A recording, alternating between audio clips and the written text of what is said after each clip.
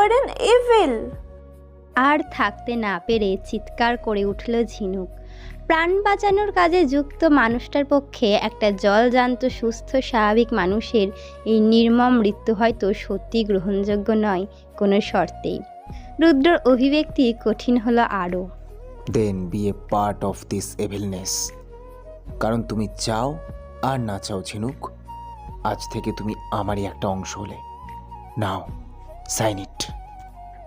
নীলকণ্ঠ মন্দিরের মেঝের উপর পড়ে থাকা রেজিস্ট্রি পেপারটা চোখের নোনা জলে ভিজে চলেছে একভাবে। তুমি বিয়ের জন্য আমাকে জোর করতে পারো না রুদ্র। এটা এমন একটা সম্পর্ক যেটা জোর করে আসে না। Please let me go. গত আধ ঘন্টা ধরে ঝিনুকি একই কথা বলে চলেছে একভাবে। অন্ধকার পাহাড়ের কোলে চারিদিকে একটা থমথমে ভাব বিরাজমান। সামনে গঙ্গা, যমুনা ও সরস্বতীর মিলিত প্রবাহের কলকল শব্দে মুখরিত চারিদিক। তার মাঝে শুধু শোনা যাচ্ছে ঝিনুকের কান্নার আওয়াজ। Stop it. অনেক হয়েছে। অনেকক্ষণ ভালো মুখে কথা বলার চেষ্টা করেছি। আর না, আমি কি করতে পারি তার কোনো ধারণা তোমার নেই। এটা আমি আগেও বলেছি তোমাকে। অভিকে ডাকার সাথে সাথেই তীব্র যন্ত্রণায় জর্জরিত একটা অতি পরিচিত আওয়াজ ওর কানে ভেসে এলো। চমকে উঠে পিছনে ফিরে তাকালো ঝিনুক। সাথে সাথে আঁতকে উঠল ও। মন্দিরের আলোয় স্পষ্ট দেখল অভির পেছনে নুড়ি পাথরের উপর মুখ থুবড়ে পড়ে আছে বিশাল। চোখ, মুখ, হাত পা রক্তাক্ত তার। পাশেই দাঁড়িয়ে থাকা একটা দশাসই চেহারার লোক হাতে ধরে থাকা দড়িটাকে টেনে ধরল শক্ত করে। এতক্ষণে ঝিনুকের চোখে পড়ল লোকটার হাতে থাকা মোটা দড়িটার অপর প্রান্ত বিশালের গলার সাথে শক্ত করে বাঁধা। লোকটা দড়িটা ধরে টানতেই গলায় চাপ পড়ার কারণে গায়ের অবশিষ্ট জোরটুকু দিয়ে কেসে উঠল বিশাল। বিস্ফোরিত চোখে ঝিনুক তাকালো অভির চোখের দিকে। অভির দৃষ্টিতেও এক ভীষণ অসহায়তা। আকুতি মাখা কণ্ঠে অভি বলল, প্লিজ সইটা করে দাও লিটিল ওয়ান। আমার জন্য ব্যাপারটা আর কঠিন করো না। আমি কিন্তু হেল্পলেস। ঝিনুক ঘুরে তাকালো রুদ্রর দিকে। ওয়াই রুদ্র, কেন? ছেড়ে দাও পাপাকে প্লিজ। এগুলো কেন করছো? আমি কিছুই করিনি। সবটাই তোমার হাতে sweetheart. You have to just sign that paper. শুনলে না অভি কি বলল? আজ কিন্তু ও নিজেও তোমার হেল্প করতে পারবে না। আজ তোমার আর আমার কাছে আর কেউ আসবে না। অ্যান্ড বিলিভ মি, আমার বন্দুক থেকে একটা গুলি যখন চলেছে তখন আরও একটা চলতে বেশি সময় নেবে না। আর তখন বিশালের পরিণতির জন্য দায়ী তুমি হবে। আঁতকে উঠল ঝিনুক। না। রুদ্র চোখের ইশারা করল অভিকে। অভি মাথা নিচু করে দাঁড়িয়ে পাশের লোকটিকে ইশারা করতেই লোকটি আরও জোরে টেনে ধরল দড়িটা। বিশাল হাত পা ছুটতে শুরু করলো। Stop it please stop it. আমি সই করছি। রুদ্রর ইশারায় দড়ির টান আলগা হলো। পাশেই পড়ে থাকা পেনটা হাতে তুলে নিল ঝিনুক। অশ্রুপূর্ণ চোখের ঝাপসা দৃষ্টিতে পেপারটা একবার ঠিক করে পড়তেও পারল না মেয়েটা। আজ যদি সই করার আগে চোখ দুটো মুছে নিয়ে পেপারটা ভালো করে একবার পড়ে দেখার চেষ্টা করত ঝিনুক, তাহলে জীবনের এমন কিছু সত্যির মুখোমুখি হতে পারত যেটা ওর সমস্ত দ্বিধা উদ্বিগ্নতাকে নিমেষে শেষ করে দিত। উত্তর পেত ওর মনে এখনো পর্যন্ত না আসা প্রশ্নগুলোরও। কিন্তু হয়তো এটাও স্বয়ং উপরওয়ালারও ইচ্ছা ছিল। সইটা শেষ হতেই দ্রুতগতিতে একটা গাড়ি এসে থামলো পেছন দিকটায়। গাড়ি থেকে নেমে এলো ঈশিতা আর ওমবাবু। ঝিনুকের অবস্থা দেখে ঈশিতা দৌড়ে এলো ওর কাছে। এই সময় এটাই হয়তো ঝিনুকের খুব প্রয়োজন ছিল। এই মুহূর্তে একমাত্র এই মানুষটাকে ছাড়া আর কাউকে বিশ্বাস করতে পারছে না ও। জীবনের এই জায়গায় দাঁড়িয়ে হয়তো এই মানুষটাই ওর সব থেকে আপন এখন। ঝাঁপিয়ে পড়লো ও ঈশিতার কোলে। ঈশিতাকে শক্ত করে জড়িয়ে ধরে ওর বুকে মুখ গুজে হাউ হাউ করে কেঁদে উঠল ও। ঈশিমা, আমি আর পারছি না। ঝিনুকের কোনো আকুতি আজ আর রুদ্রর কান পর্যন্ত পৌঁছাচ্ছে না। এই মুহূর্তে দাঁড়িয়ে নিজের ভালোবাসাকে শুধু নিজের করে পাওয়ার জন্য মরিয়া ও। মম, ওকে রেডি করো। ঝিনুক মুখ তুলে তাকালো ঈশিতার দিকে। জলে পূর্ণ চোখ দুটোর অসহায় দৃষ্টি সহ্য করতে পারছে না ঈশিতা নিজেও। ঝিনুক দ্রুত দুদিকে মাথা নেড়ে নিজের অসম্মতি প্রকাশ করলো ঈশিতার কাছে। ঈশিতা স্নেহের স্পর্শে ওর চোখের জলগুলো মুছিয়ে দিয়ে চোখে মুখের উপর ছড়িয়ে থাকা এলোমেলো চুলগুলোকে কানের পাশটায় গুজে দিল। কাঁদে না মা, দেখ আমার দিকে, তাকা। ঝিনুক নিমিলিত চোখের পাতা তুলে তাকালো ঈশিতার দিকে। তোকে আমি কি শিখিয়েছিলাম? এই পৃথিবীতে যা হয় সব শিব সত্যর ইচ্ছায়। আজ যেটা হচ্ছে সেটাও ওনার ইচ্ছা ব্যতীত নয় রে। আমি জানি তোর অনেক কষ্ট হচ্ছে। আমি জানি রুদ্র আমার ছেলে হলেও ওর শিক্ষা দীক্ষা স্বাভাবিক নয়, কিন্তু একটু ভেবে দেখ তো, তোর কাছে কি কোনো উপায় আছে, নাকি আমার কাছে আছে? আমিও আজ নিরুপায় রে মা, তাই ওনার ইচ্ছাটা মেনে নিয়ে এক পা বাড়িয়েই দেখ না রে, আমি তো আছি সাথে। ঈশিতার অসহায়তার কথা ঝিনুক খুব ভালো করেই জানে, কিন্তু ঈশিতার মতো একটা জীবন ও চায় না বলেই তো এত কিছু। মিনিট 15-র মধ্যে ঝিনুকে তৈরি করে নিয়ে এলো ঈশিতা ওর নিজের লেহেঙ্গা আর গয়না দিয়ে। এই সময়ের মধ্যে মন্দিরের সামনেটায় মোটামুটিভাবে সবটুকুর আয়োজন করিয়ে নিয়েছে রুদ্র। পবিত্র অগ্নিকুণ্ডের পেছনে বসে পুরোহিতের সাথে একের পর এক মন্ত্রোচ্চারণ করে চলেছে ও। ঠিক তখনই মন্দিরের ভেতর থেকে বেরিয়ে আসা ঝিনুককে দেখে এক মুহূর্তের জন্য পুরো স্তব্ধ হয়ে যায় রুদ্র। লাল রঙের লেহেঙ্গায় বিয়ের এই সাজে দিনের পর দিন ঝিনুককে কল্পনা করেছে ও। আজ সেই কল্পনা বাস্তবে রূপান্তরিত হতে চলেছে। হয়তো পরিস্থিতির জটিলতা অনেকটাই বেশি, কিন্তু তাতে কি যায় আসে? আজ এত যুদ্ধের পর মেয়েটা অবশেষে শুধু ওর হবে। পবিত্র অগ্নিকে সাক্ষী রেখে রুদ্র শপথ করল এখন এই মুহূর্তে মেয়েটার সাথে একটু কঠিন হলেও সারাটা জীবনভর ওকে নিজের কাছে আগলে রাখবে। ওর এই শূন্য জীবনের সমস্ত পাওয়া না পাওয়ার হিসাবটা ওর নিজের মতো করে মিটিয়ে দেবে। আর যাই হয়ে যাক, মানুষটার ঠোঁটের কোণা থেকে হাসিটাকে কোনোদিন মিলিয়ে যেতে দেবে না ও। যে দৃষ্টির তীব্রতার সামনে ভালো ভালো মানুষের পায়ের তলার শক্ত মাটিটা দুলে ওঠে, সেই দৃষ্টিতে আজ যেন এক অপার মুগ্ধতা বিরাজ করছে। চোখের কোল হয়ে অবিরাম ঝরতে থাকা জলের সাথে সবটুকু আচার অনুষ্ঠান সম্পূর্ণ করল ঝিনুক। রুদ্রর হাতের সিঁদুরে রাঙা হলো ওর সিথি। রুদ্রর নামের মঙ্গলসূত্রতে বাঁধা পড়ল এই পবিত্র বন্ধন। অদূরে দাঁড়িয়ে অশ্রুসিক্ত চোখে এই ঘটনার সাক্ষী হয়ে রইল ঈশিতা।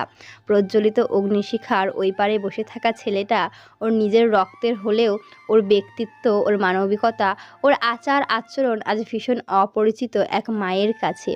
ঈশিতার মনে একটাই প্রশ্ন, এতটা নৃশংসতার দরকার আদেও ছিল কি? মেয়েটা যে বড্ড সরল, একটা বিবাহের বন্ধনের গুরুদায়িত্ব, কর্তব্য, ধর্মগুলো পালন করতে পারবে তো ঝিনুক? বিয়ের পরবর্তী জীবনের জন্য ও কতটা তৈরি? আজ রুদ্র যেটা করলো তারপর ওর কাছে থেকে নমনীয়তা আশা করে না ঈশিতা। গভীর চিন্তার ভাঁজ কপালে এঁকে নিঃশব্দে চোখের জল ফেলতে লাগলো ঈশিতা। পাশেই দাঁড়িয়ে থাকা নিজের স্বামীর ঠোঁটের কোণায় লেপ্টে থাকা পৈশাচিক আনন্দের হাসিটা চোখ এড়ালো না ওর।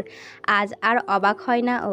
এতগুলো বছর হয়তো ওম সিং শেখাওয়াতের মতো একটা নোংরা অসভ্য জানোয়ার লোককে চেনার জন্য যথেষ্ট ছিল।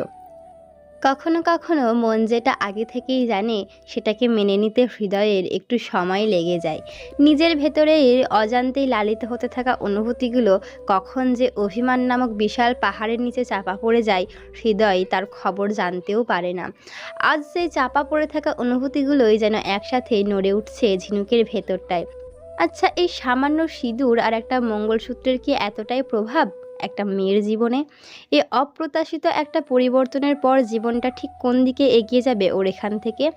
অনিশ্চিত ভবিষ্যতের চিন্তায় একটা চাপা আতঙ্ক কাজ করছে ওর ভেতরে, কিন্তু সেই আতঙ্কের সাথে মিশে থাকা একটা অদ্ভুত অনুভূতির উপস্থিতিটাকেও তো কোনোভাবেই অস্বীকার করতে পারছে না ঝিনুক।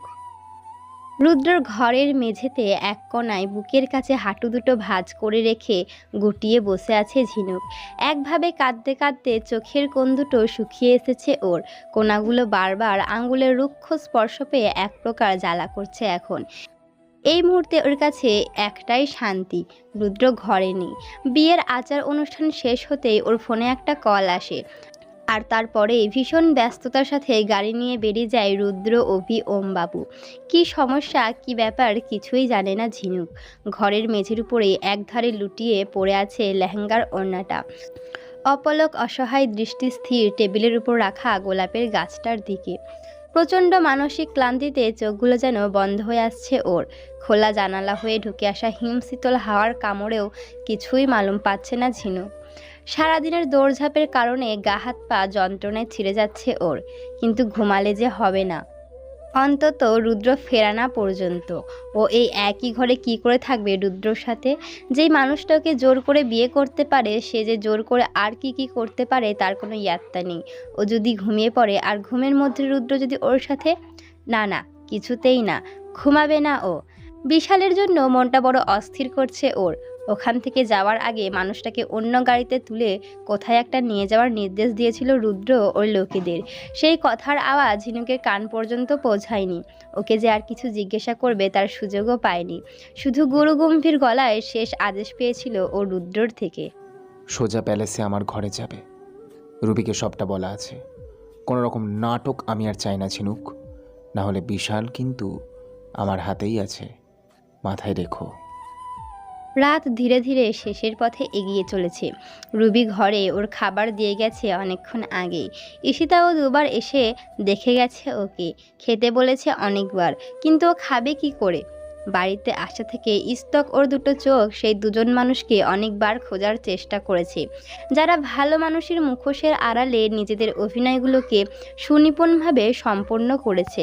একবারও ভেবে দেখেনি ওদের এই স্বার্থপরতা, এই লোভ একটা মেয়েকে ধ্বংসের কোন সীমায় নিয়ে গিয়ে দাঁড় করিয়ে দিতে পারে। আজ মানুষগুলোর সামনে দাঁড়িয়ে ওদের মুখোশগুলো টেনে খুলে দিয়ে ভীষণভাবে জিজ্ঞেস করতে ইচ্ছা করছিল ওর। শুনেছি ভালো মানুষের মুখোশের অনেক দাম, তাই এগুলো কাকে বেচে কিনেছো? কিন্তু মা মেয়ে কারোরই দেখা পায়নি ঝিনুক। অন্য সময় হলে যদিও বা মস্তিষ্ক দুশ্চিন্তায় জর্জরিত হতো, কিন্তু আজ এত কিছু জানার পর ওই অনুভূতিগুলো আর আসছে না ঝিনুকের ভেতরে। যেই মানুষগুলো শুধু নিজের স্বার্থে একটা মেয়ের এভাবে সর্বনাশ করতে রাজি হয়ে যায়, সেই মানুষগুলো তো স্বয়ং যমরাজও ভয় পেয়ে যাবে। তাই যে কোনো মূল্যে ওরা ঠিকই থাকবে। ঝিনুকের কষ্টটা হচ্ছে বিশালের জন্য। মানুষটা যে কোথাও না কোথাও ওর পরোয়া করে, সেটা আজ রুদ্রর কথা শুনেই ও বুঝেছে।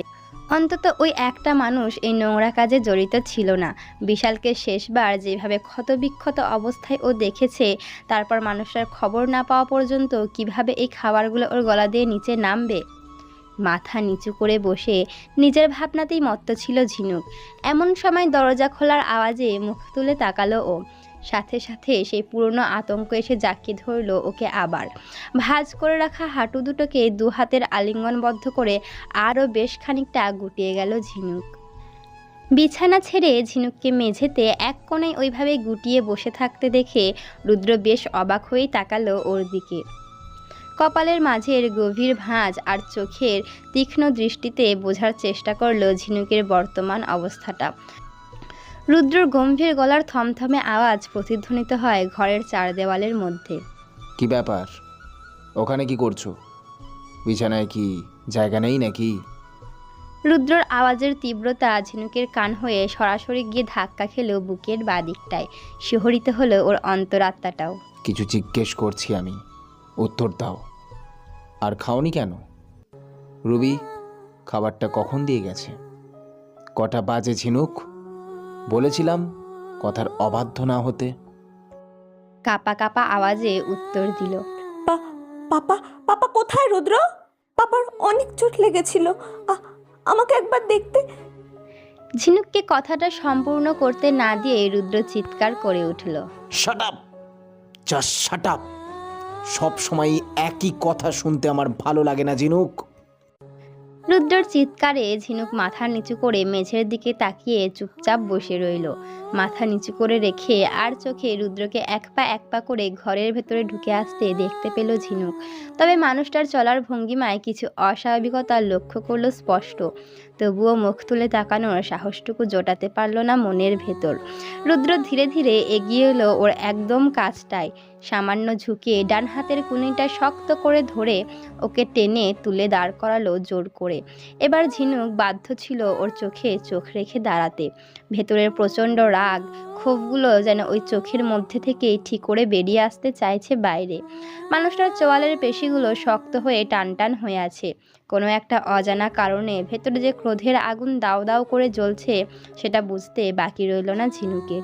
তুমি কি জানো আমাদের বংশের বিয়ের একটা বিশেষ নিয়ম আছে, বিয়ের রাতে নববধূকে নিজের কুমারিত্ব হারাতে হয়, তাতে সে যেই অবস্থাতেই থাকুক। আঁতকে উঠল ঝিনুক। প্রচণ্ড ভয়ভীতি হয়ে চোখগুলো বড় বড় করে তাকালো ও রুদ্রর দিকে। সাথে সাথে রুদ্র ঠোঁটের কোণায় একটা বাঁকা হাসি খেলে গেল। কি ভয় পেলে? খুব নিষ্ঠুর নিয়ম, তাই না? কিন্তু নিয়ম মানে নিয়ম, তোমারও সেই নিয়মটা পালন করা উচিত, কি বলো? রুদ্র হাতের মধ্যে দাঁড়িয়ে ঝিনুক কেঁপে উঠল ভয়ে। না রুদ্র প্লিজ, না রুদ্র, রুদ্র তুমি যা বলবে আমি করব, কিন্তু এটা না প্লিজ। আমার জীবনটা আর বাকি 5টা সাধারণ মানুষের মতো নয় ঝিনুক। ছোট থেকেই আমাকে শেখানো হয়েছে কিভাবে নিজেকে হৃদয়হীন, আবেগ অনুভূতিহীনভাবে গড়ে তুলতে হয়। কঠিন নিয়মে বেঁধে দেওয়া হয়েছিল আমার শৈশবটাকে। যেই বয়সে তোমরা সবাই খেলাধুলা করেছো, মায়ের স্নেহের আঁচলের তলায় আদরে মানুষ হয়েছো, সেই সময়টা আমার অনেক টাফ কেটেছে। জঙ্গলে পাহাড়ের মাথায় আঘাতে আঘাতে সম্পূর্ণ হয়েছে আমার অনুশীলন। সমস্ত সরলতা, সমস্ত নিষ্পাপতা শেষ করে আমার মধ্যে ভরে ভরে প্রবেশ করানো হয়েছে নির্মমতা আর নিষ্ঠুরতাকে। আর এটাই বাস্তব। তাই আমার মতো একটা যন্ত্রমানবের থেকে তুমি আর কি আশা করো? ভবিষ্যতের একটা অনেক বড় দায়িত্ব রয়েছে আমার কাঁধে। রাজনৈতিক দায়িত্ব বলো আর মাফিয়া হিসাবে একটা দায়িত্ব বলো, সেটা তোমার ব্যাপার। কিন্তু একটু ঠান্ডা মাথায় ভেবে দেখো তো, আমাদের সমাজে কিন্তু সবটুকু ভালোর পাশাপাশি সমান্তরালভাবে খারাপটারও প্রয়োজন আছে। কে নেবে সে খারাপটুকুর দায়িত্ব? কেউ না। ভালোর দায়িত্ব নেওয়ার বেলা অনেক লোক ছুটে যায়, কিন্তু খারাপটুকুকে কেউ কোনোদিন দায়িত্ব হিসাবে নিজের কাঁধে তুলে নিতে চায় না। তাই তুমি আমাকে যা ভাবার ভাবতে পারো, জীবনের কঠিন নিয়মগুলো মেনে চলা ছাড়া আমার কাছে আর কোনো উপায় নেই। কারোর জন্য আমার এই নিয়ম বদলাবে না, তাতে সেটা যেই হোক না কেন। আমার সাথে বিশ্বাসঘাতকতা করলে তার শাস্তি তাকে পেতেই হবে, ঠিক যেভাবে তোমার পরিবার পাচ্ছে। তাই কান খুলে শুনে নাও, আজ এটাই প্রথম আর এটাই শেষবার যখন তুমি তোমার পরিবারের সাথে মিলে আমার বিরুদ্ধে চক্রান্ত করার চেষ্টা করেছ। এরপর যদি এইরকম আমি কিছু দেখি, তাহলে কিন্তু। এতক্ষণ ঝিনুক ভয়ার্ত চোখে তাকিয়ে রুদ্রর ভয়াবহ রূপটা একভাবে দেখছিল। কথার মাঝখানে এইভাবে ওকে হঠাৎ করে চুপ হয়ে যেতে দেখে মনের মধ্যে জেগে ওঠা ভয়টা যেন দ্বিগুণ হারে বেড়ে গেল। ঝিনুককে চোখে চোখে রাখার এই অভ্যাসটা রুদ্র অনেক পুরনো। শেখাওয়াত প্যালেসে ফিরে আসার পরেও মেয়েটাকে এক মুহূর্তের জন্য নিজের চোখের আড়াল করে না ও।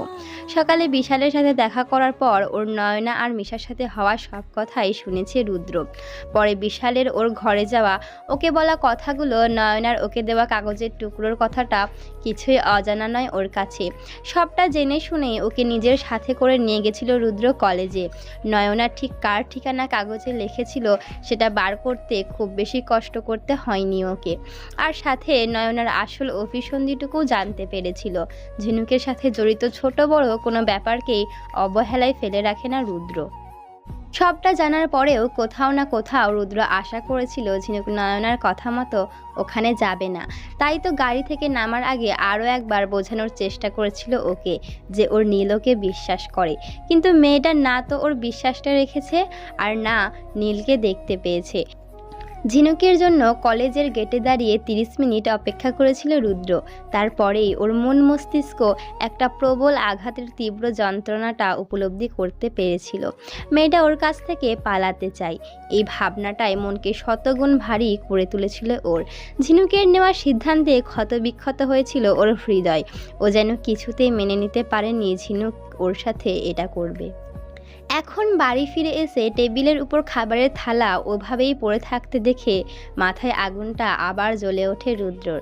বারবার করে মেয়েটাকে বুঝিয়ে গেছিল ও যাতে কথার অবাধ্য না হয়, কিন্তু শুনলে তবে না। এত কিছুর পরেও সে একই জেদ ধরে বসে আছে। বিশালের কথা ভেবে এতটাই চিন্তিত হচ্ছে ও যে রুদ্রর কাঁধ থেকে চুইয়ে বেরিয়ে আসা রক্তে যে ওর জামাটা ভিজে যাচ্ছে সেই দিকেও খেয়াল নেই মেয়েটার। এতটাই তুচ্ছ ও মেয়েটার কাছে, কোনো দাম নেই ওর মেয়েটার জীবনে। নিজের রাগকে আর সামলাতে পারল না রুদ্র। মেয়েটার চোখে বিদ্যমান প্রচণ্ড ভয়, আতঙ্ক, অসহায়তাটুকুকে দেখেও যেন দেখতে পেল না ও। একটা হ্যাঁচকা টানে ঝিনুককে নিজের একদম কাছে নিয়ে এলো। ঝিনুকের পরনের গাঢ় লাল রঙটা ভীষণভাবে আকর্ষণ করছে রুদ্রকে সেই প্রথম থেকেই। ইঞ্চি কয়েকের ব্যবধানে দাঁড়িয়ে রুদ্র গভীরভাবে দেখে চলেছে ঝিনুককে। গলার ভেতরটা একটা অজানা পিপাসায় শুকিয়ে আসছে ভীষণভাবে। রুদ্রর হাত ঝিনুকের পিঠের উন্মুক্ত অংশের স্পর্শে উত্তপ্ত হয়ে উঠছে একটু একটু করে। দুদিকেরই অনিয়ন্ত্রিত উষ্ণ নিঃশ্বাস ছুঁয়ে যাচ্ছে একে অপরকে। অবাধে বিচরণশীল রুদ্রর হাতটা একটু একটু করে ঝিনুকের পিঠের উপর দিকে সরতে শুরু করলো। অশ্রুপূর্ণ চোখে আকুতি তীব্র ঝিনুকের, করুণ আর্জি নিজেকে ছাড়ানোর। কিন্তু রুদ্র যেন মরিয়া আজ। এতদিনের অপেক্ষার অবসান হয়েছে ওর।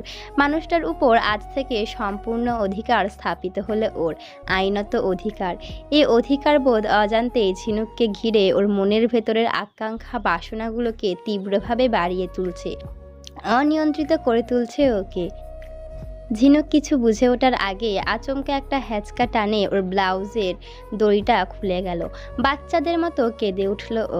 প্লিজ রুদ্র, অনুরোধ করছি, এমনটা করো না, প্লিজ প্লিজ।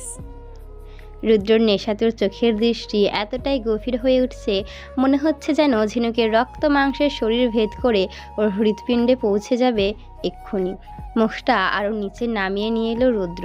দুজনের ওষ্ঠদয়ের মাঝে হয়তো আর একটা সুতো গলার মতো জায়গা তখন। রুদ্রর চোখ ধীরে ধীরে ঝিনুকের চোখের উপর থেকে সরে ও ঠোঁটের উপর নেমে এলো। বাড়তে থাকা অনিয়ন্ত্রিত নিঃশ্বাসের সাথে ফিসফিস করে বেরিয়ে এলো কিছু শব্দ। কিন্তু আমি এটা করতে চাই প্রিন্সেস। আমাকে না বলে আমার কাছ থেকে পালিয়ে যাওয়ার চেষ্টা করার জন্য আমি তোমাকে শাস্তি দিতে চাই।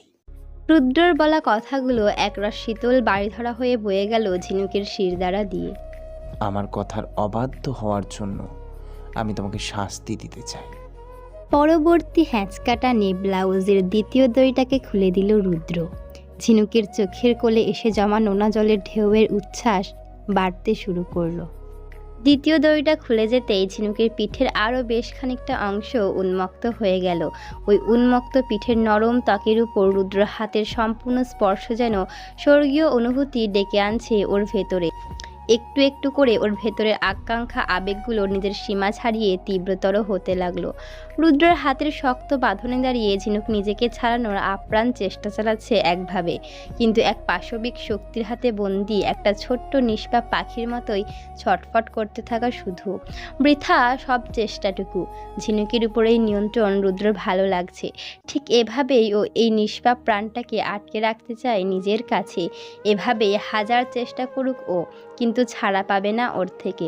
ভেতরে বাড়তে থাকা আকাঙ্ক্ষাগুলো ওর মাথার ভেতর আদিম পাপে পূর্ণ চিন্তাভাবনার জন্ম দিচ্ছে। আর যেইভাবে নিজেকে ছাড়ানোর জন্য ঝিনুকের হাতের মধ্যে ছটফট করছে, একদিন এমন আসবে যেদিন বিছানায় ঠিক ওর নিচে শুয়ে মেয়েটা ওর সঙ্গ উপভোগ করার জন্য এভাবেই ছটফট করবে।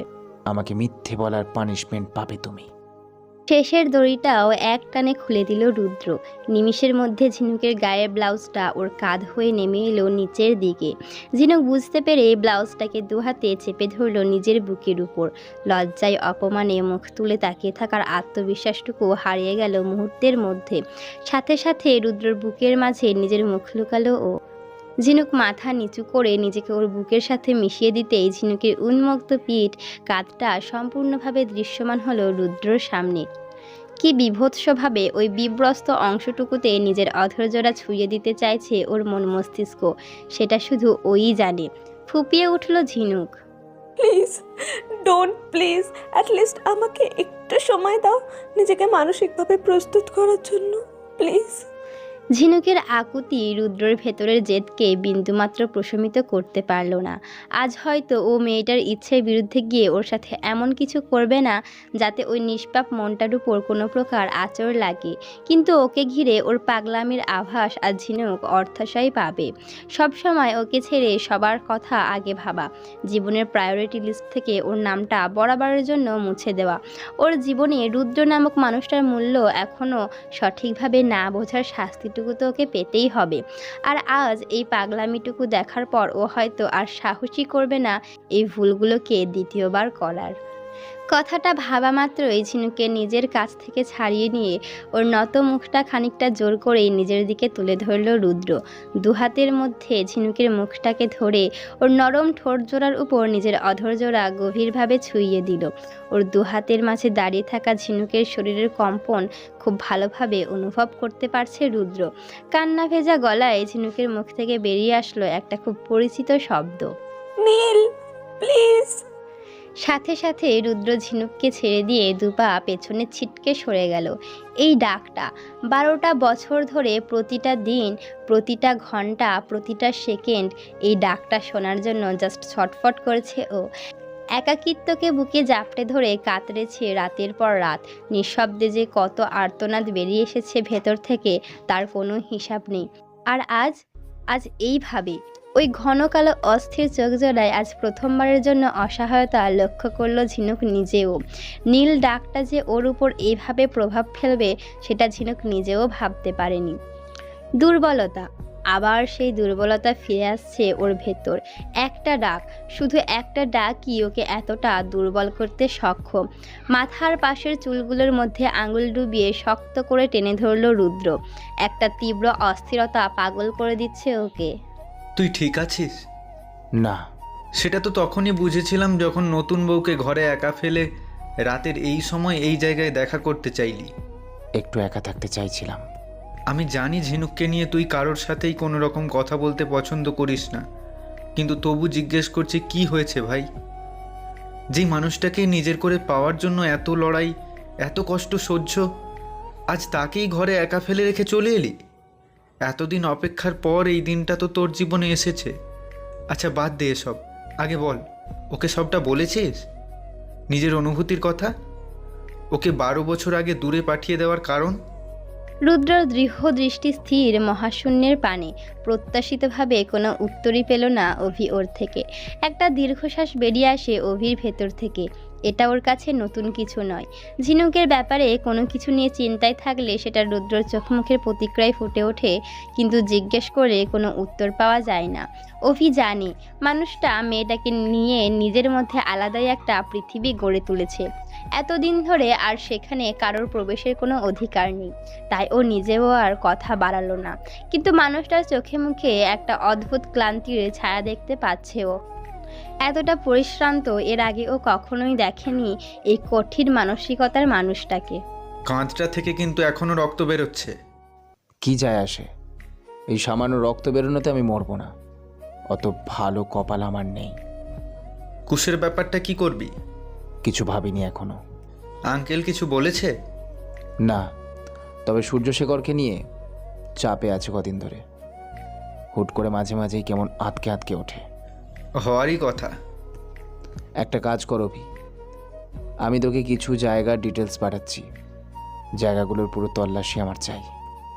বলছিলাম নয়না আর মিশার ব্যাপারটা, ওরা কিন্তু এখনও দেবনিবাসের বেসমেন্টে রয়েছে। থাকতে দে। কিছু মানুষের শিক্ষা সারা জীবনেও হয় না, ওদেরও হবে না। ওদের তো আমি একটু একটু করে নরক যন্ত্রণা ভোগ করাবো। আজ বিশালের সাথে কি আমরা অন্যায় করলাম না? রুদ্র এবার আকাশের দিক থেকে চোখ নামিয়ে ঘুরে তাকালো অভির দিকে। চোখের কোনায় কোনায় উপচে আসছে তীব্র ক্ষোভ। কান খুলে শুনে নে অভি, আই জাস্ট ডোন্ট কেয়ার মানুষ ভালো না খারাপ। যে আমার থেকে আমার ঝিনুককে দূরে পাঠানোর চেষ্টা করবে তার অস্তিত্বটাই মিটিয়ে দিতে আমি দুবার ভাববো না, সেটা যেই হোক।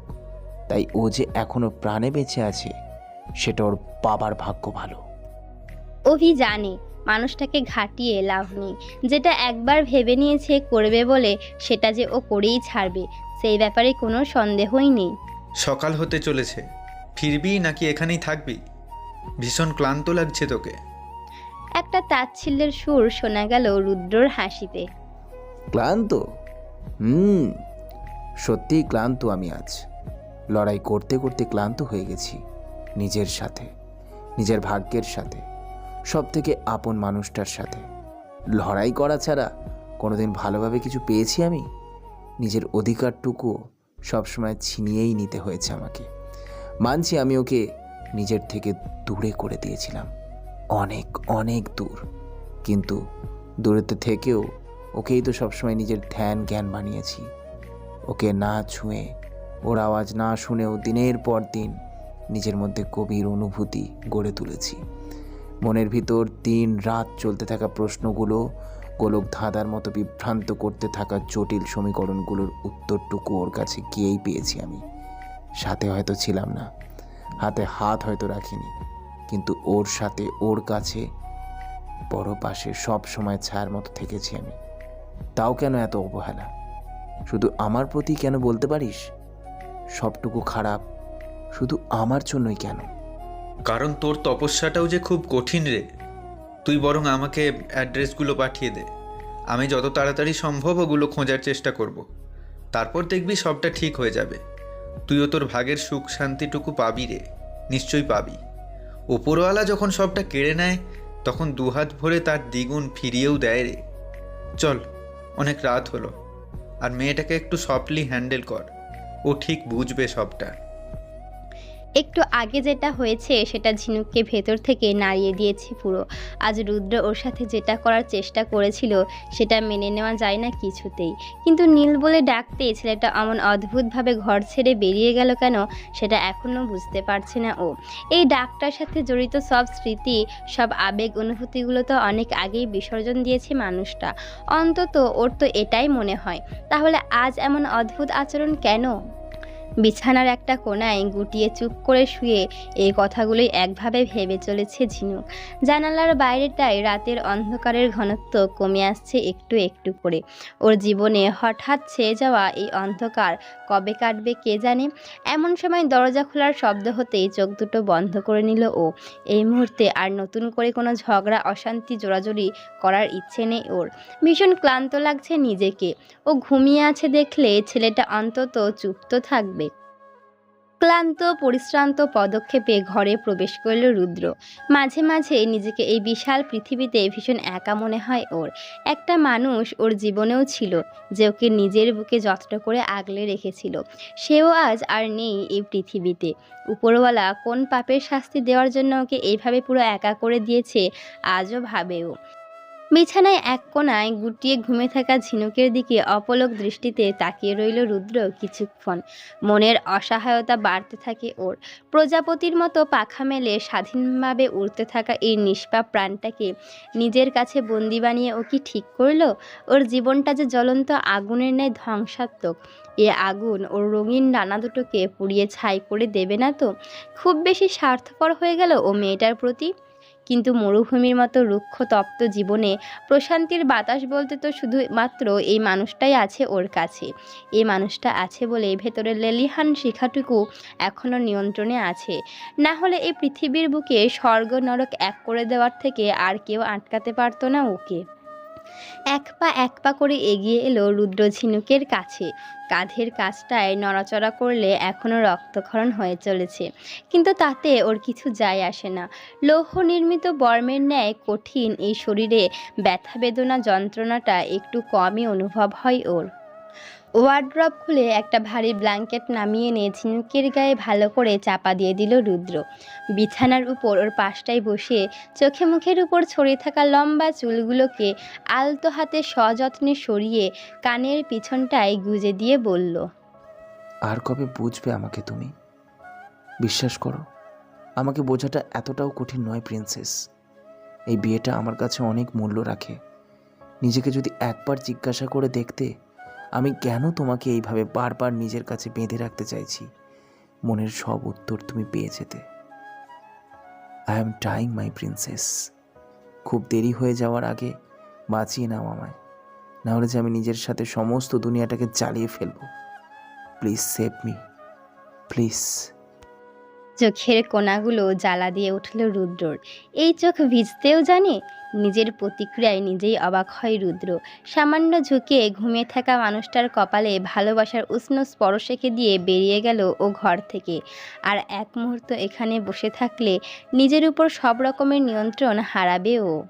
পেছনে পড়ে থাকা মানুষটার নিঃশ্বাসের সাথে বেরিয়ে আসার শব্দটা হয়তো ওর কান পর্যন্ত পৌঁছালো না। আর রুদ্রের বলা কথাগুলো একটু একটু করে ঝিনুককে ঠেলে দিল বিস্ময়ের শিখরে। মানুষটার মনটা এতটা অস্থির কেন? ভেতর থেকে এতটা ছটফট করছে কেন? ওর জন্য? শুধু ওর জন্য? তার মানে এই বিয়ে শুধু শাস্তি দেওয়ার জন্য নয়। এতদিনের চিন্তাভাবনাগুলো হঠাৎ করেই এলোমেলো হয়ে গেল যেন। জলে মিশে যাওয়া জল রঙের মতো নিজের রং হারাতে শুরু করলো তারা। অজান্তেই ঝিনুকের ভেতর থেকে বেরিয়ে এলো একটাই শব্দ, নীল। হ্যালো বন্ধুরা, পরবর্তী পার্ট খুব তাড়াতাড়ি আসবে, তো সবাই অপেক্ষায় থাকো। আর চ্যানেলটিকে যারা এখনো সাবস্ক্রাইব করোনি তারা পরবর্তী পার্ট দেখার জন্য চ্যানেলটিকে সাবস্ক্রাইব করে রেখো। ধন্যবাদ সবাইকে, আমাদের সাথেই থাকবেন।